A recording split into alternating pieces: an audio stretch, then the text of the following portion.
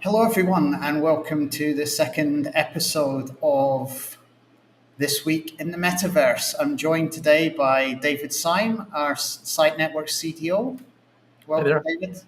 Hi. And I'm Graham Stevens, the CCO of Site Network. And today's topic is quite an interesting one because it's a technology that is not short of people bashing it on the head and saying it's terrible, and that is non-fungible tokens or NFTs. And today's conversation is really going to be about a number of things. Making sure everybody understands correctly what an NFT is, asking why we think its reputation is as bad as it is at the moment, but also looking at whether there is value in NFTs beyond the public narrative at the moment, and whether actually behind the scenes NFTs have moved on beyond the kind of expensive JPEG and waste of money narrative that's currently happening at the moment. So before we dive into the conversation, just a little bit of housekeeping that some of you will notice that I forgot to do on the first episode. The first piece is to remember to like and subscribe to the channel. Of course, if you're not subscribed, the algorithms on YouTube will not find us, and that will make it harder to catch up with our next episode. So please do like and subscribe. And of course, the second one is don't forget to join our Telegram. Help us transform tourism by being part of the expedition that Site Network are on. And you can do that up in the corner here on my left is a QR code that will help you join our Telegram channel. So don't forget to join and like and subscribe.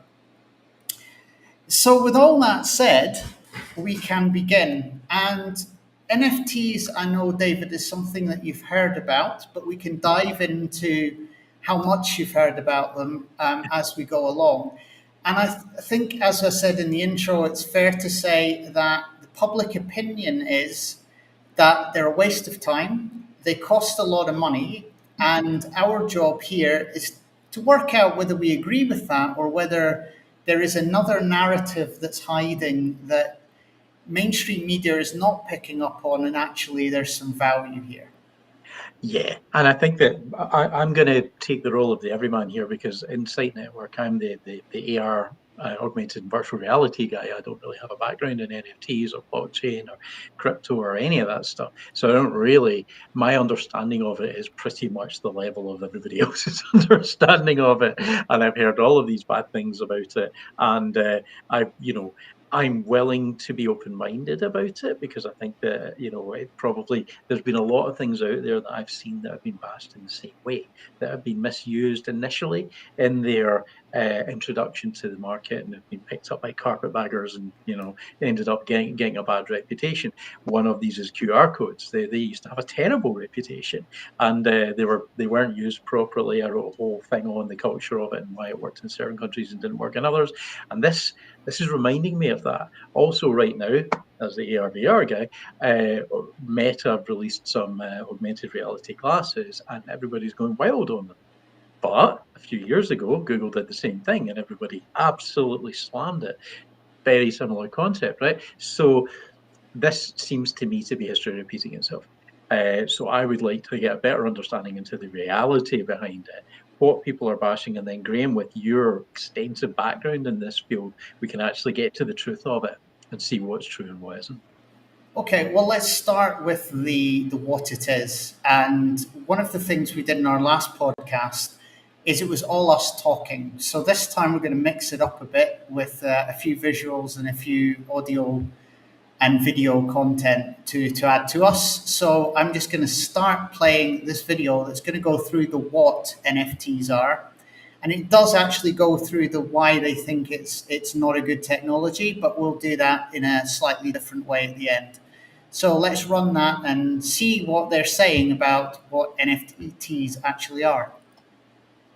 Did you know that thanks to NFTs, people have managed to sell a recording of them farting for over $400, a picture of Homer Simpson combined with Pepe the Frog for $320,000, and even a simple 5-word tweet for $2.9 million. Wow. In my entire 11 years of making YouTube videos, I have not seen a single trend catch on in the way that NFTs are doing right now. So, and the point that we're making here is that those points are not wrong. Somebody really did buy a sound of themselves farting.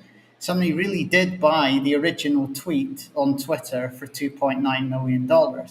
And this is fueling an idea as to what NFTs are. But let's let him continue. So, here's what the fuss is all about, why NFTs are both a phenomenal invention and becoming a problem, and then the right way to invest in NFTs. I'm even going to unbox one myself. So, it starts with this. The way that our economy has always worked is we earn money, and then we use that money to buy goods. But the more time that we're spending on digital apps like Instagram, and the more time we're spending on digital games like Fortnite, the more our purchases are shifting away from physical goods and more towards digital goods. But that poses a problem. Digital goods are harder to monetize. Like, let's say that I make a beautiful physical painting and I try to sell it to people at a market. Now, even if someone tries to copy my painting, or even if they go as far as to take a photo and then make a print of my design, it doesn't really affect me too badly, because you'll be able to tell from the brushstrokes that I have the original. But if I was a digital artist who'd painted that same piece on my iPad, for example, then the second I release that art publicly as a JPEG image, I would lose almost all control over that asset. It can be copied with something as simple as a right click, and those copies will look 100% identical to my original. So my art will no longer be a scarce resource, and thus its value drops dramatically. This is what NFTs are trying to change. See, the word itself stands. So before he goes into now about what NFTs are and what NFTs are trying to change, we can see already that the focus is on value, and the focus is on, well, the problem is that you can't monetize digital art. But there's a second element to NFTs, or to the purpose of NFTs, that he doesn't touch on, but is actually relative for art and many other areas that NFTs touch, and that's provenance. So as well as the fact that you can't monetize digital goods, you also can't prove the provenance of them, because in this example where he's got a digital print of a picture, you copy, nobody knows who the owner is. So although he hasn't mentioned provenance, provenance is very important as we go through this story. Non-fungible token. If something is fungible, it means it's interchangeable. Like cash, where your $10 note can be completely interchanged with my $10 note. And so if something is non-fungible, it means it cannot be interchanged. NFTs are using blockchain technology to be able to indisputably verify who has the original of a digital product. They're a one-of-a-kind token of ownership that has a value. And so when people are buying and selling NFTs, what they're really doing is buying and selling their virtual ownership over something. And to be honest, there are 5 distinct advantages to these tokens. Like if you're a designer, you've got a new way to earn. And for fans of your art, they've got a new way of supporting you. Instead of just transferring you a donation by PayPal, they're actually getting a piece of your history in exchange. NFTs put an end to really long written boring contracts, replacing them with smart contracts, which in a really streamlined way define the rules by which the NFT operates. So for example, a designer can set a rule such that every time their item is bought or sold, they get a 20% cut. NFTs are a dream for a lot of collectors. I get the fact that they don't really do anything might sound kind of dumb, but there are plenty of people who gain pleasure just from knowing that they have something rare. I mean, just think of trading cards. Why did this Charizard Pokemon card sell for $220,000? It wasn't because it was good at battling, it's just hard to find. And so through NFTs, the fact that you can be the sole owner of the token for a digital piece, authenticated via a system that's completely fraud-proof, you can see how it might give collectors a similar thrill. And then 4, it's not just creators, anyone can make money off NFTs. Because they can be traded, each NFT has a market value. And we've seen plenty of cases like the one of this CryptoPunk face over here, which was originally bought for less than $30 and has recently sold for $11.75 million. And I guess even more importantly is that the NFT market is seen as a fairly accessible place to invest. It's not like the stock market, which can be intimidating for a lot of people, and it's not like the housing market where you might need hundreds of thousands of dollars to just get started. And then finally, NFTs give people a sense of belonging. I think a big part of why people buy them is to feel like they're in a club. For example, there's one collection of NFTs called the Bored Ape Yacht Club. 10,000 unique ape images, for which the cheapest one is actually going for over $200,000 right now. But the point is, you'll regularly find that the people who own these NFTs will use these photos everywhere. Kind of like a symbol of pride that they're part of this exclusive group. And then on top of that, the creators of this Bored Ape Yacht Club, they even organize physical get-togethers for people who own Bored Ape NFTs. Although this is the exception more than the rule though. But this leads me on to... So I'm going to stop it there, and he's gone through quite a number of advantages to NFTs there. Again, the slant is mostly on it being an investment. And there are certain words that we will see as we go further through and discuss this that he isn't using, but are at the core of what Site Network are potentially going to use NFTs for. But just to stop there and ask you, given that you've seen these advantages and a brief description about what NFTs are, do you have any questions around that whole area, around what they are or what they do? Yeah. I mean, from his description, a fungible token, an exchangeable, replicatable item of value would be a $10 bill. So I'm guessing a non-fungible token would be something more akin to a check, a personal check. There is only one. It has the same value. It can be for £10, but it's between an individual and another for that amount. It cannot be replicated, and what makes it unreplicable is the bearer of the check or your signature, that kind of thing. So I kind of get that. I'm also getting that he's talking about it almost as if it's a receipt for a product. It's not the product itself. It's not your JPEG image, which can be replicated. It's your receipt that says it's mine. You can replicate it all you want, but I own it. He's not connecting the two. What I'm not getting is intrinsic value.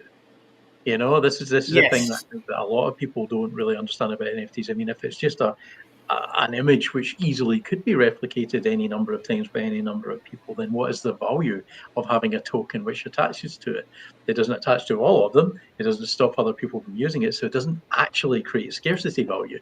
It only creates scarcity value of the receipt, which if Yes. it only has a negligible connection to the actual object, doesn't make the object scarcer, and therefore doesn't really truly raise its value. So those are my questions, I guess. Yeah, and I think the key point to this is whether the certificate gives it value or doesn't depends on the context of the certificate. So, for example, if we take the British Museum, because we're going to see an example of this further into the call, where we're looking at a limited edition print of an existing Turner painting. Now, if we take the argument that that isn't worth very much because I have only the receipt that I own one of these limited edition copies, and someone else could copy the image and therefore own it, there's several aspects that can combine together to make mine valuable and the copy and paste copy not. The first one is provenance. So does my NFT certifiably come from the origin of that painting? So if we take the British Museum, if it's signed digitally by a curator at the British Museum, then that makes my version of that token far more valuable than right-clicking with and copying it as a JPEG, because that JPEG does not have provenance and signed certification from the museum. The next thing is that because the certificate is stored on the blockchain, there is certain information that we can store in our version of the painting that the copy can't. And this is called metadata. And the metadata may include certain characteristics of the painting or details of the author or details of the provenance. And that's either stored on the blockchain or externally. But the metadata also gives it value because it proves that my receipt has the characteristics that are stated and the provenance signed by the British Museum. And the next way we can look at it is utility. And utility is one of the words that I was referring to that he doesn't use. And utility is the idea that you can use the NFT for purposes other than merely having it and it being scarce or not scarce. So, for example, if we roll in these characteristics, my NFT is now signed by the curator of the British Museum, contains metadata to certify it is a true copy of the original. And if we add in utility, for example, it might entitle me to one-on-one time with the original painting. So now I've gone from it's an image of the painting to it's a ticket to have personal viewing time with the painting. And it may also entitle me to have time with the curator. Maybe the curator is going to give me a tour of the museum as a token holder. Well, now if I'm into art and design, that in itself has value because I'm going to learn much more about the art, including the one that I digitally own in the museum, by having a personal tour. So that means that to extend the analogy of it being a digital receipt, it then becomes a digital key that unlocks the door that gives you, as the owner, and whoever you choose, access to this personal, in this case, viewing room. Yeah.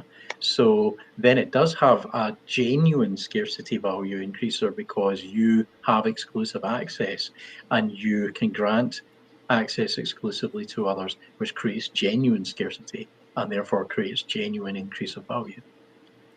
Yeah, absolutely. And you can also take it another step further and say that anyone who has this digital copy with provenance is allowed to display it inside their own digital gallery. Well, now, just like having an expensive painting in my home or my office, in a digital way, I can display the artwork that I own. And for collectors, that has some value. But then we can extend it even further into the concept of utility.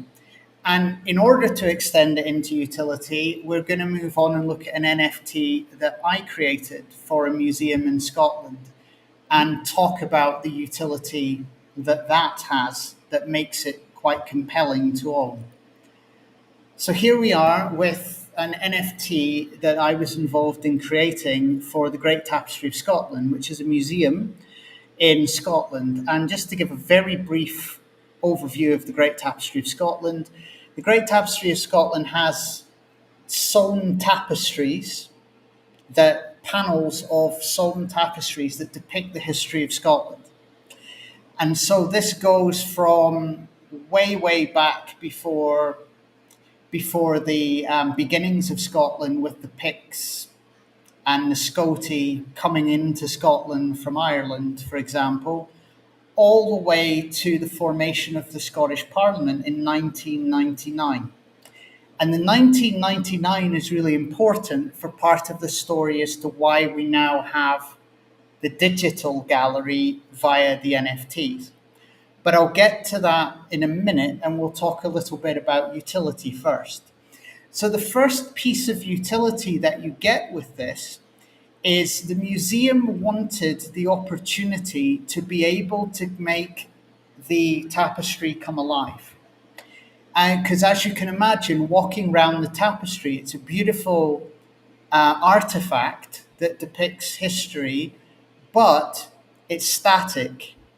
So they were looking at ways that either in the museum or when you take your NFT home, that you could bring the museum to life.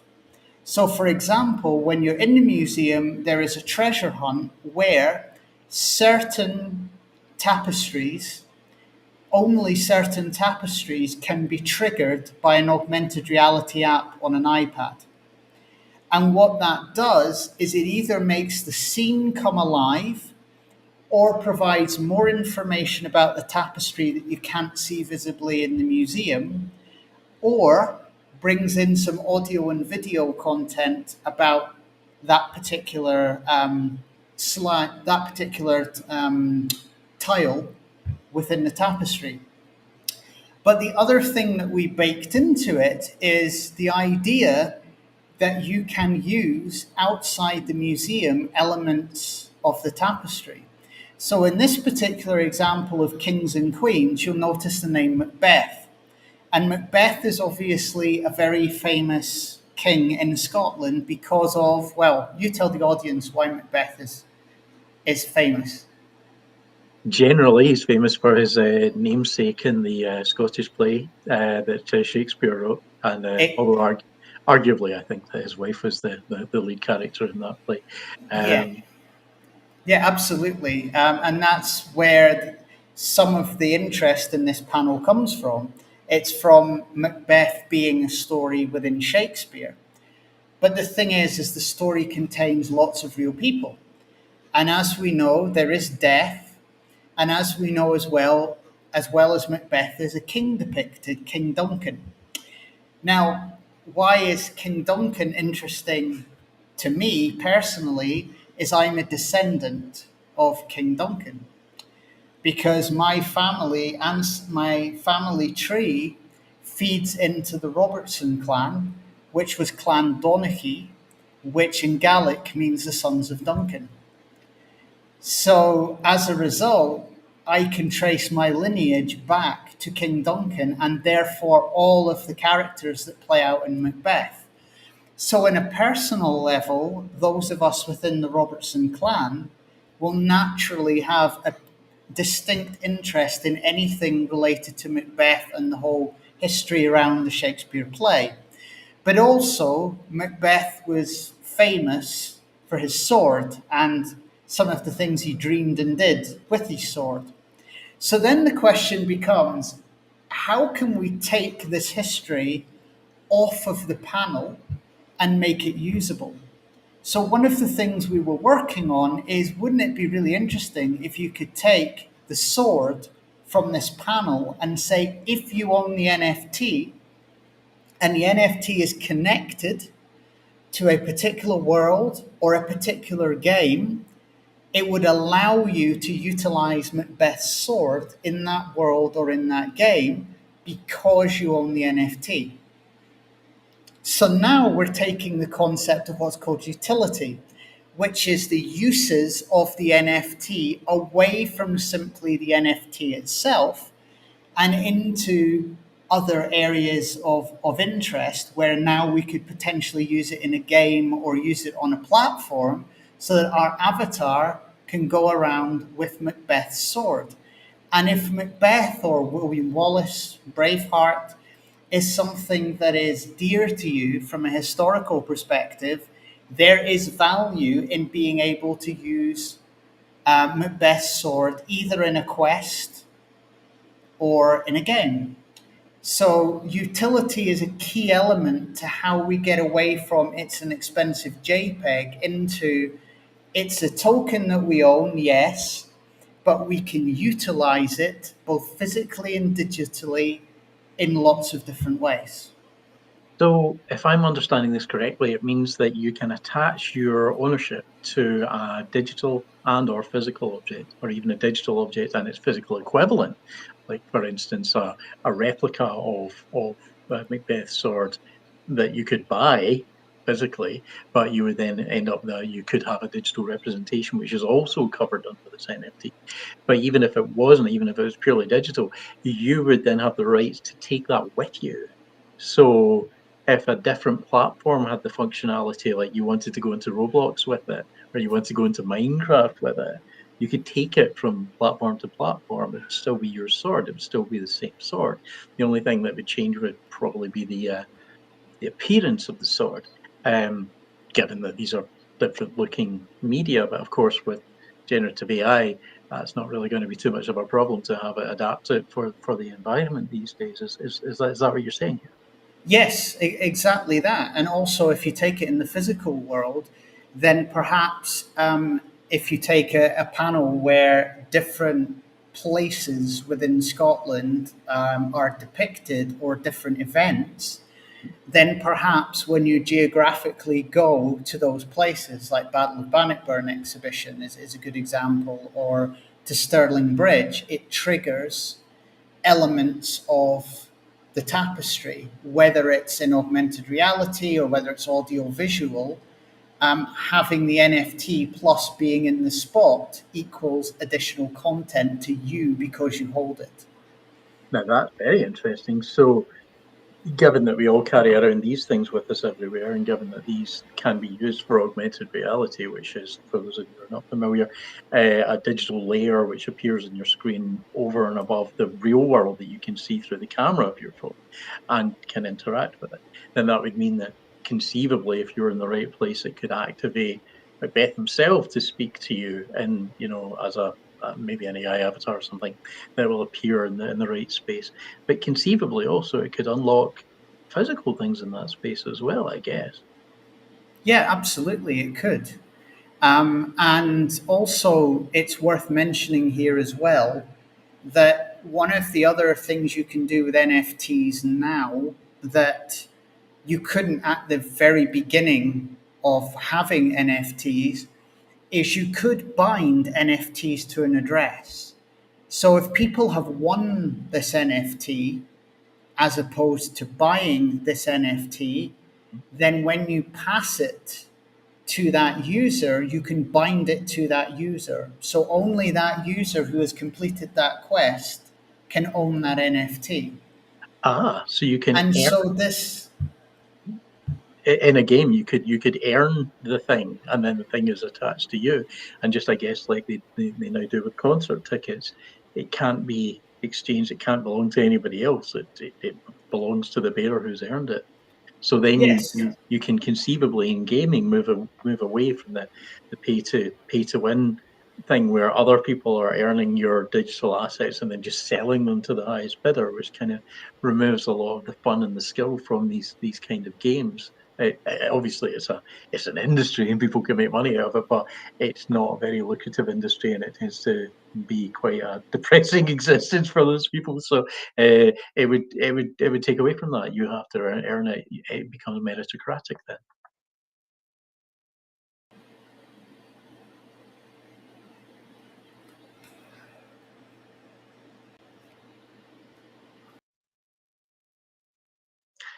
I think we've lost Graham.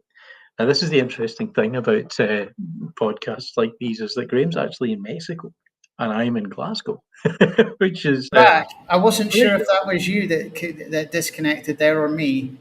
You disappeared off my feed, so I don't know either. But I just kept talking. I was just explaining to everybody that you're in Mexico and I'm in Scotland, and we have different connections. But that's the double-edged sword of operating in different countries using digital technology. And you're gone again. But that has been interesting because as Graham and I have been working on this, I come from a different discipline, although Graham actually wrote the playbook. Oh, there you are again. Can you hear me? Yeah, you've been dropping out. I think it's you rather than me, but Okay.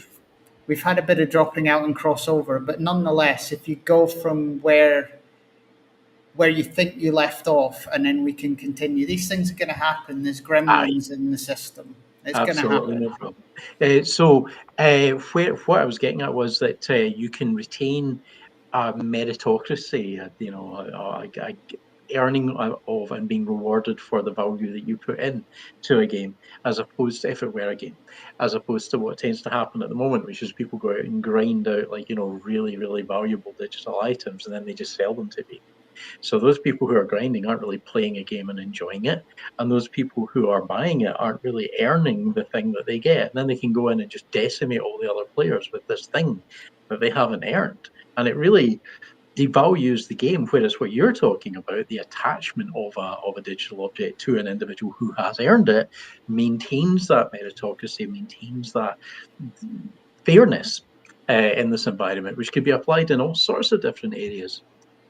Yeah, absolutely. And even if you take it the other side and you say, well, actually, this is for sale, the way that this is going to be for sale is in the gift shop, assuming that you have completed the gamified quest inside the museum to earn it. Then you earn the right to buy it if you want, and it's bought at a nominal fee, which is £5, for example.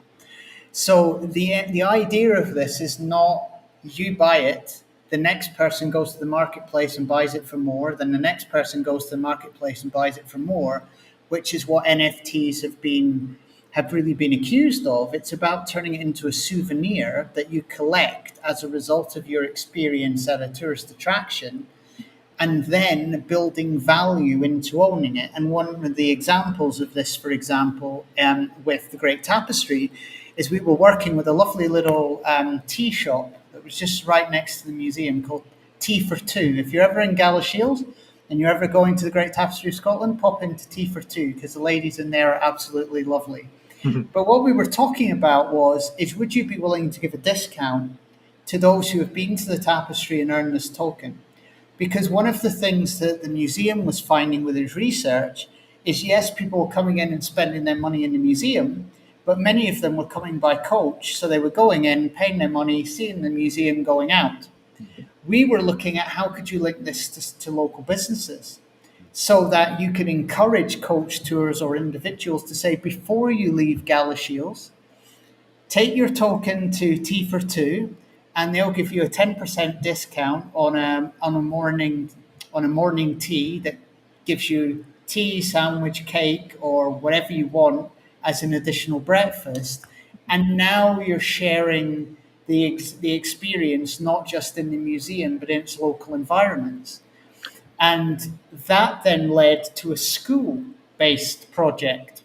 So this was a project that was the brainchild of school children in the local high school, which was, well, if you can go to Tea for Two and offer discounts with the NFT, what if there was other panels from the tapestry that you could only collect that are hidden around the town of Galashiels? And once you found them, the only way you could collect them is to have an interaction with a local business.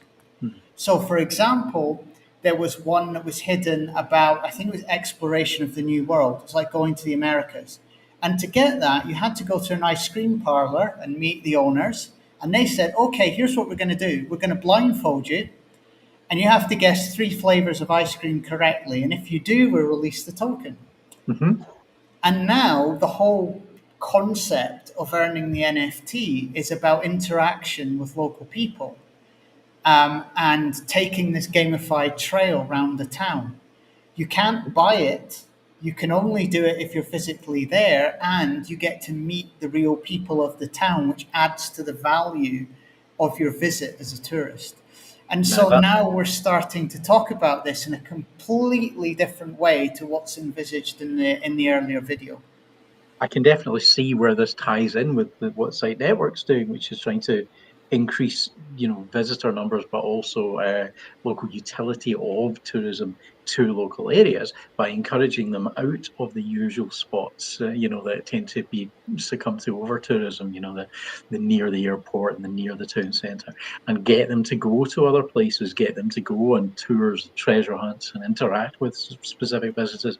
And thus far, I've been looking at it from the perspective of pre-visiting in virtual reality, or revisiting when you get home in virtual reality, or with augmented reality using AR guides and that kind of thing. But this is another level entirely. This adds an actual value and utility to that visit, which is going to lend itself beautifully to tourism.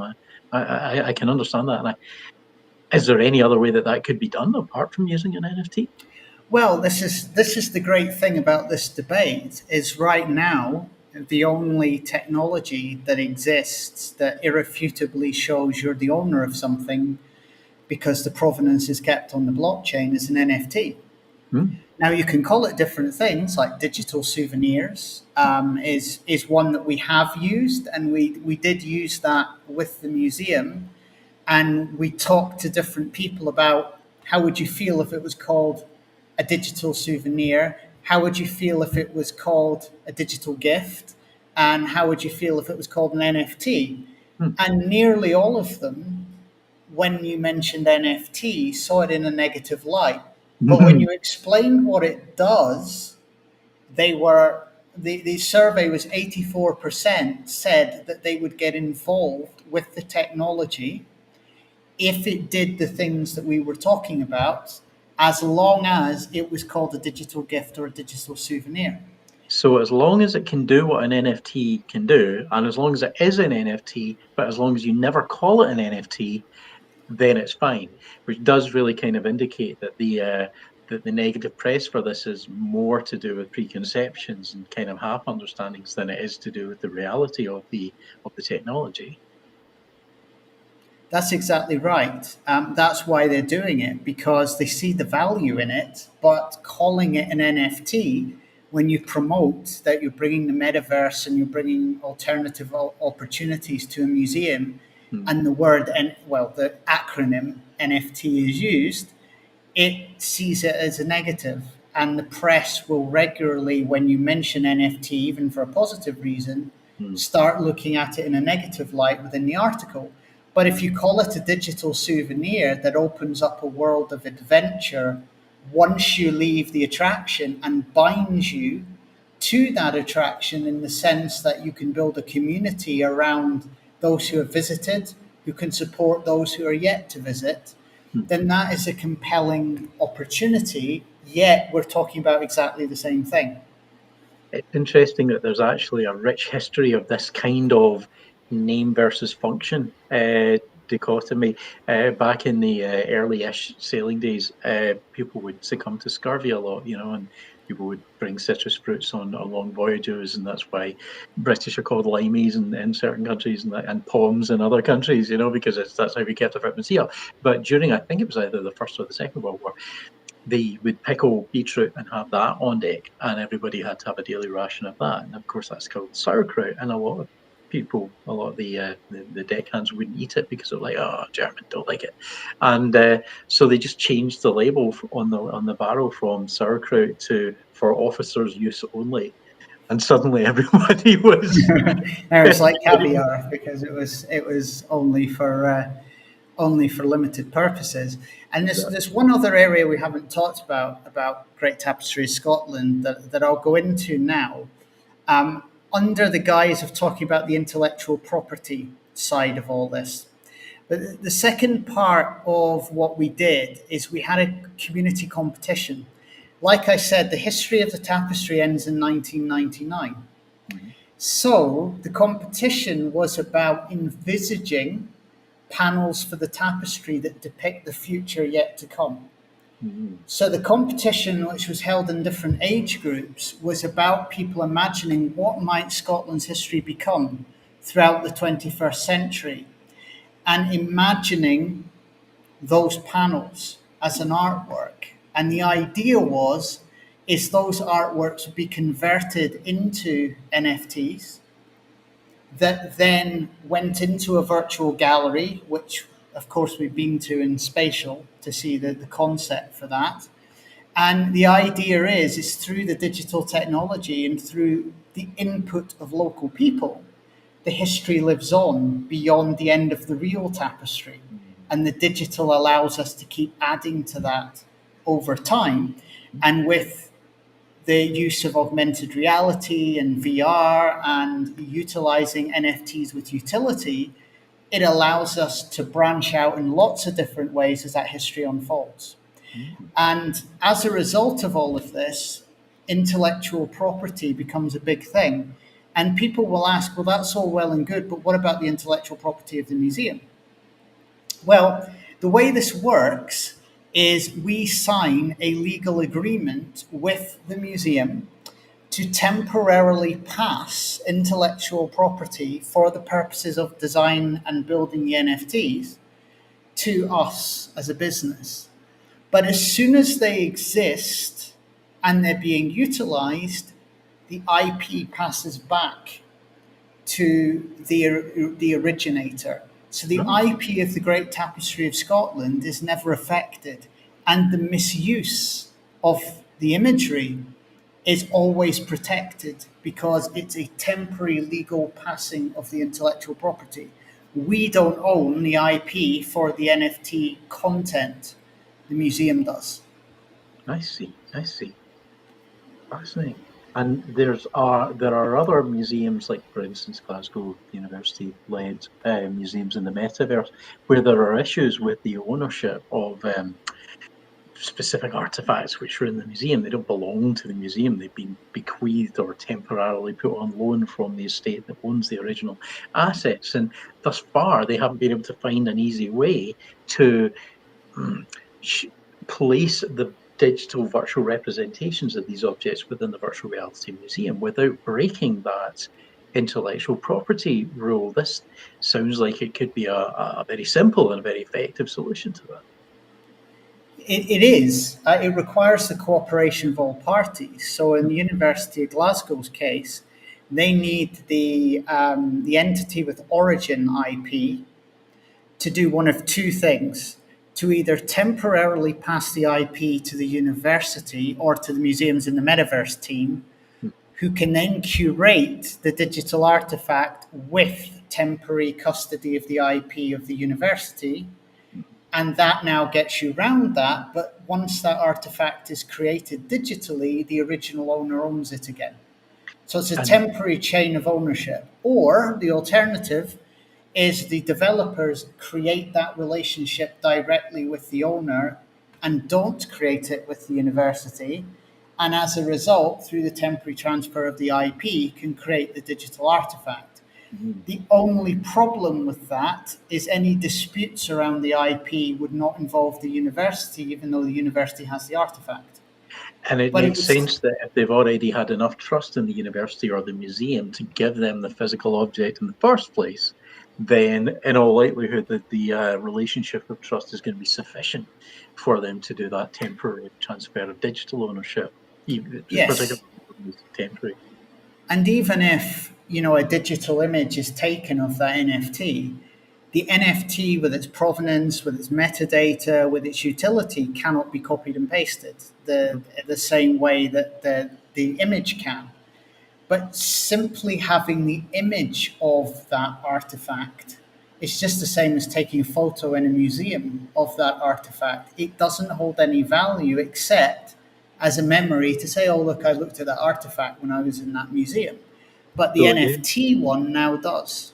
So again, to go back to the analogy of the pound and the $10 bill versus the $10 check, you can rock up and say, this is my $10 bill, even if you'd stolen it off somebody else. You can still buy something with it, but you cannot rock up with a $10 check and say, this is my artifact, because it only belongs to the bearer.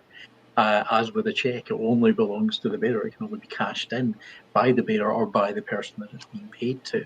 This is similar in that it can only be used, utilized, or resold if required by the museum or the original owner.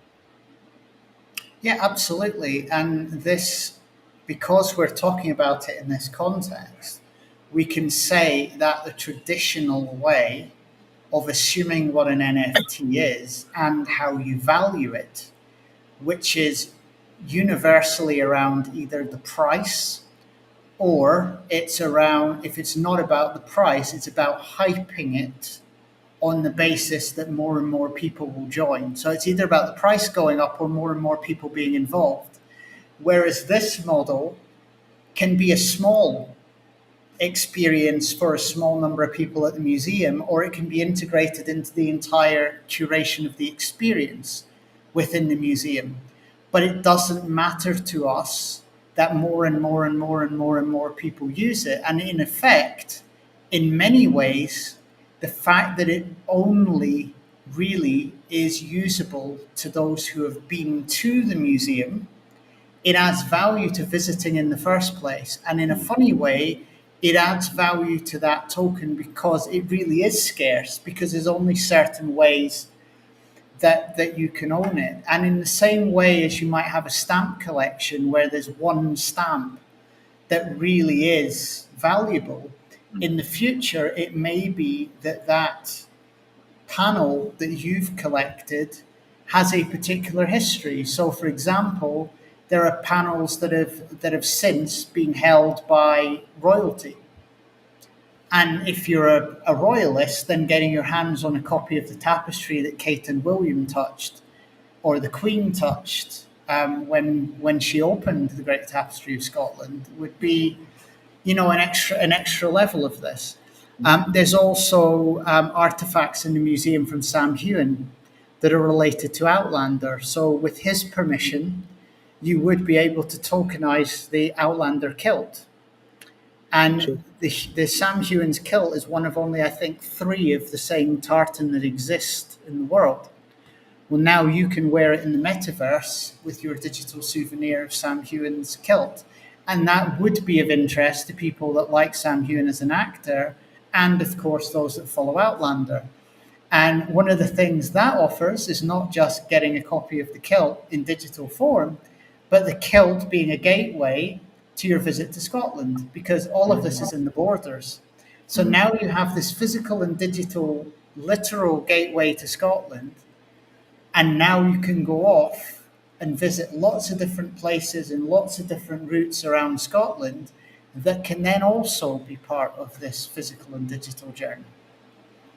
And again, given that a lot of what we're doing with Site Network is based in virtual reality worlds and in augmented reality additions to the real world, the applications for this in tourism, particularly now we're applying it, are endless, because you really are connecting and indivisibly connecting the objects or the places and the people, either the people there or the people who are visiting there, with something which is tangible and usable, rather than just a series of digital images which have their own value. But this has absolutely, and there may be things along the way that do become valuable. So, for example, if you attended an event, your NFT ticket, let's say to a Lewis Capaldi virtual concert at Edinburgh Castle, would be valuable to you because it's a ticket. It would also be valuable to you in terms of the utility it offers you as a Lewis Capaldi fan. And then in the wider context of our Mettenborough platform, or generally our worlds or the digital realm, it would also be valuable for what it does for you there too. So I mean, I suppose another real world analogy for that would be a baseball is a baseball that's worth what a baseball's worth. You could have been holding that baseball or even caught it as it was, batted at the park, in the 1964 World Series, but there's no proof of that. But a baseball which can tell you where it's been and that it was batted out, and that can be connected with footage of you catching it, or I suppose in a more traditional way has been signed by Babe Ruth, immediately has more value. So being able to attach these values and indivisibly say this is where this has been means that it becomes more valuable, and that can be applied to physical objects, digital objects, or even a combination of the two. Yeah, and not just valuable to you, but this is where real tangible value to others can come in as well. Because if that souvenir has been to certain locations that resonate, and the person who's been there, for example, as a creative that does want to sell the NFT, well, that NFT has value for a lot of people. If that NFT has been to, and this is a good example, because I was watching a program on YouTube called Jetlag, the game, and they turned the US into a game board, and basically they had to get from the farthest north of Alaska to the southernmost point of Key West, and along the way they had to do challenges, and one of them was they had to stand somewhere where Elvis had stood, and they found this place that used to be a stadium. And they were able to plot using geolocation and plans exactly where Elvis stood in what is now basically a park. It's a derelict stadium. So if we could turn our token into something like a passport that tells us where we've been and what we've done, that could be of use to somebody who, for example, is a fan of Elvis. They may want that opportunity, and they may not have the ability to go there themselves. And of course, it can be part of a series of stops that people can curate their own tours, and that tour could be places there that, unknown places that Elvis has been, rather than the everybody goes to Graceland kind of approach. So if anybody wants to go to the USA and really follow in the footsteps of the king, they can do it in a unique way that's curated by somebody else, not another super fan, rather than some centralized organization just like to make a buck off it. And then you take it another step and you say that this obscure Elvis tour is a curated tour that allows you to utilize augmented reality as you're going around these places and collecting your gifts. And not only that, but Elvis is your tour guide. Now it starts becoming really interesting because Elvis himself, in his own way, through AI and the power of other technologies, is taking you on this interesting tour of his life. And so those souvenirs are the closest thing that you can get to gifts that have been given to you directly from Elvis. Wow. And of course, as we know from the partners that we've been working with on developing Site Network, all sorts of clever people from around the world and different technologies, the location aspect of augmented reality has been nailed. There's like about 5 different ways it can tell where you are, so that's unfakeable anywhere in the world, indoor or outdoor. And the other bit is that other partners of ours, Vistic, have created a representation of Montgomery, Alabama, where the 1965 Civil Rights March has happened, and you can walk up to and speak to an AI representation of Martin Luther King Jr. and ask him what happened. And it's populated with all the information that Martin Luther King Jr. at the time would have had, so you can get intelligent answers from it. But that same avatar, we call it, digital human non-player character, or NPC they call it in gaming, could also appear on a specific location, just as you said there, Graham, in the real world. You'd have to go there to get access to it. Oh, there's so much. I'm noting that none of this has come up in the video so far. No, not even 5% of it has come up in the video. And the thing is that video was chosen out of, well, I'll tell you, over 5,500 entries in YouTube under the title "Why NFTs Suck." Because I wanted to make the point that there was a time where you can make an argument that actually what's going on here with Bored Ape Yacht Club is a good example of that, and Beeple selling his artwork as a mosaic for 69 million. That wasn't the first art mosaic as an NFT. And many people think, well, that's why it sold, because it was an original piece of multiple pieces of art in a mosaic. But it's not the case. I can actually tell you what the first mosaic ever in an NFT was, because I was one of the artists in it. Really? And it was created by a group of fans of NFTs right when Engine created the 1155 token standard. And what we did was we took all of these NFTs that we created just because we were playing with the mint shop and the idea of minting NFTs, and we put them into a mosaic and called it "We Were There." Right. And it has a little poem or a little poem or a little statement that goes with it that kind of encapsulates the fact that we were there right at the beginning of the advent of NFTs. Now that NFT has never sold for $69 million. And one of the things I wanted to point out is that NFT has never sold at all. Why? Because that NFT has more sentimental value to us as being one of the first NFTs that we minted, as well as one of the first ever minted. But also because we want to keep it as part of the history of NFTs. Yep. And so some of these tokens like this may have value in the future, but to us, there's more value in keeping it. And actually, I'm going to show you it just very, very, very quickly. There it is. So this is the first ever mosaic NFT that was created long before Beeple's mosaic of his artwork. And here's that statement that I told you about: sharing the same dream from all around the globe, working as one team, because we really saw this as collaborative, to become what we behold, a community with the power of change, a legend to be told.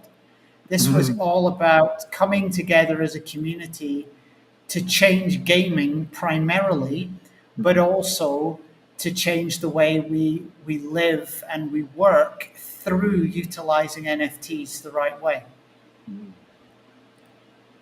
That's lovely. So sentimental value and personal value are, again, aspects to this which are, that things that, for instance, I maybe down the line, people will be passing things like this from generation to generation in the same way that people passed their grandmother's wedding ring, from or even a treasured photo or a treasured item that's been in the family for a long time. But it can be highlighted, or it can be verified that that was your grandmother's, that did come through, this lineage, and this is something again that we can do. Yeah, I mean, And ultimately, we're not saying that value isn't an element of NFTs. Mhm. What we're saying is the way you get value and the way value in NFTs now is currently perceived, which is buy it, try and sell it for more, buy it again, try and sell it for more. And it's all about pump, pump, pump the price and hyping the token. Actually, the value comes from the long term value that that NFT has, from what it does, from where it's been, from the opportunities it provides you, which is a far more powerful way of generating value than is currently the case. I think you're absolutely right there. If we're to look at history and even prehistory, before we had the exchange of gold coins for objects, we had the exchange of objects for objects. We had a barter system, and yeah, you'd give somebody 2 fish for a chicken, or you'd give somebody, a cow in exchange for several months worth of work on your early farm or whatever. But these two things had value; they were worthy of the exchange. It was only when we got beyond the stage of being able to do that easily with barter that people started going, okay, well, how about this one thing, which is quite rare and quite hard to get? This will get you anything. It'll get you a cow. It'll get you 6 months of work. It'll get you whatever, right?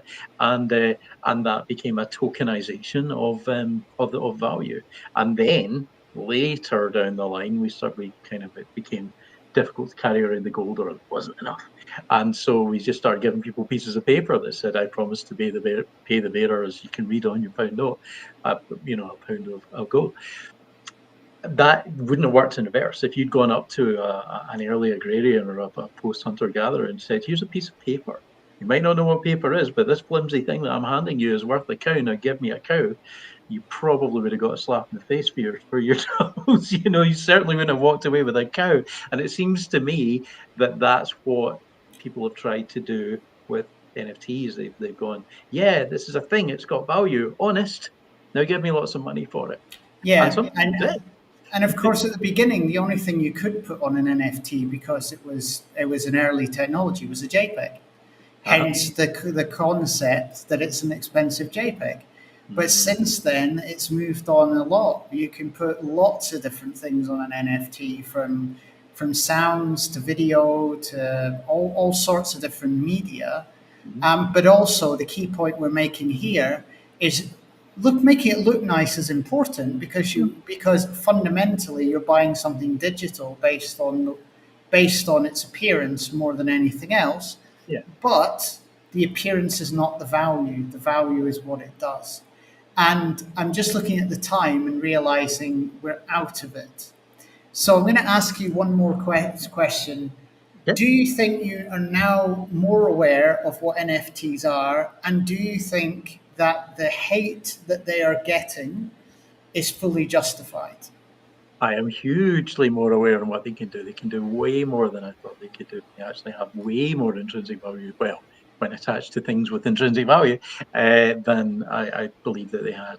Do they earn the hate? No, this is what I thought it was. This is something having been tarred with the brush of what people have used it for initially, and then struggling to shed that image. But either we'll get to the stage where we can still call them NFTs, but people have realized that they have utility, or we call it something else because it certainly does have value.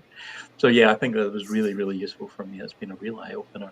be interesting to see whether everybody who's viewed this and is viewing this right now feels the same, or still has questions, or still has concerns about this and thinks, yeah, but you haven't, it'd be interesting to hear what everybody else thinks, if they've maybe thought of issues that we haven't addressed that I haven't been aware of. That, the more questions we can get, the more we can either dispel the myths, or working as we do with the technologists, fix them.